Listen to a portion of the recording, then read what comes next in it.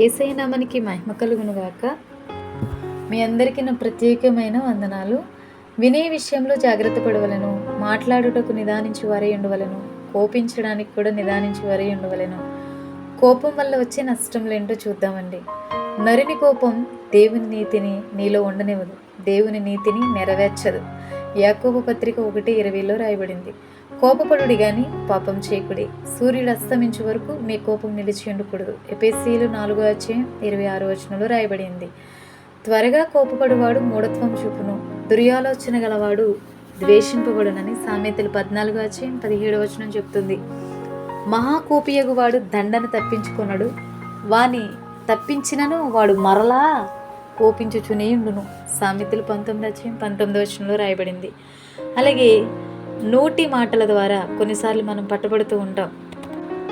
అందుకనే కొన్నిసార్లు మాట్లాడుతున్నప్పుడు దోషాన్ని తెచ్చుకుంటాం. విస్తారమైన మాటల్లో అధికమైన దోషం ఉంటుంది. అలాగే మీ నోటి మాట ద్వారా మీరు పట్టబడతారని దేవుని వాక్యం చెప్తుంది. అందుకని మాట్లాడేటప్పుడు చాలా ఆచితూచి మాట్లాడాలని దేవుని వాక్యం చెప్తుంది.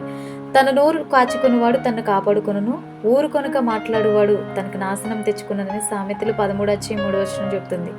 జీవమరణములు నాలుక వశము, దాని యందు ప్రీతిపడువారు దాని ఫలము తిందురు. సామెతలు 18:21. విస్తారమైన మాటలలో దోషముండక మానదు, తన పెదవులను మూసుకునివాడు బుద్ధిమంతుడు. ఎవడైనాను నోటికి కళ్ళెం పెట్టుకొనక తన హృదయమును మోసపరుచుకును, భక్తి గలవాడినని అనుకునే ఎడల వాని భక్తి వ్యర్థమే. యాకోబు పత్రిక 1:26లో రాయబడింది. అలాగే వినే విషయంలో జాగ్రత్త కలిగి ఉండాలంట. మీరు వినువారు మాత్రమే ఉండి మిమ్మల్ని మీరు మోసపరుచుకొనకుండా వాక్య ప్రకారం ప్రవర్తించు వారినై ఉండుడి. సంగతి వినకముందు ప్రత్యుత్తరం ఇచ్చేవాడు తన మూఢతను బయలుపరిచి సిగ్గునందుతాడంట. అంటే ఎవరైనా మనకి ఏదైనా చెప్తున్నప్పుడు పూర్తిగా వినకుండా జవాబిస్తే గనక మనం సిగ్గుపడే పరిస్థితులు ఏర్పడతాయని దేవుని వాక్యం చెప్తుంది. అనుదినము నా గడప యొద్ద కనిపెట్టుకుని, నా ద్వారబంధముల యొద్ద కాచుకుని నా ఉపదేశం వినవారి ధన్యులని దేవుని వాక్యం చెప్తుంది. దేవుని వాక్యం వింటే మనం ధన్యులమని దేవుని వాక్యం చెప్తుంది. దేవుని వాక్యం వినడానికి మనం వేగిరపడాలని దేవుని వాక్యం చెప్తుంది. చూసారు కదండి, కోపం వల్ల వచ్చే నష్టం ఏంటో, మాట్లాడేటప్పుడు నిదానించకుండా మాట్లాడడం వల్ల వచ్చే నష్టం ఏంటో, అలాగే వినే విషయంలో జాగ్రత్త పడకుండా ఉంటే వచ్చే నష్టం ఏంటో చూసారు కదండి.